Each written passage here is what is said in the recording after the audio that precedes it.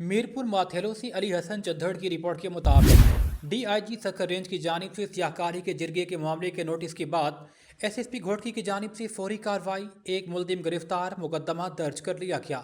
SSP Ghotki Mohammad Anwar Khetran ने थाना मीरपुर माथेरो की हदूद गांव समुंदर भैयो में वडेरे शाहनवाज भैयो, जानी भैयो, माशूक अहमद, मोहम्मद अली और गुलाम हुसैन ने सियाहकारी का जिरगे किए जाने पर एसएचओ थाना मीरपुर माथेरो को हुक्म दिया था कि मुलजिमान को गिरफ्तार किया जाए। जिरगे में नामजद मुलजिमान ने वसीम भैयो पर सानिया भैयो नामी लड़की का सियाहकारी का झूठा इल्जाम लगाकर दो लड़कियां शुमाइला और अनीसा भैयो वालों को इवज और 10 लाख के फैसला जिरगे में किया। एसएसपी घोटकी ने एसएचओ थाना मीरपुर माथेरो को मजीद एहकाम देते हुए कहा कि अगर जिरगा हुआ तो फौरन जिरगे वाले तमाम अफराद गिरफ्तार किए जाएं।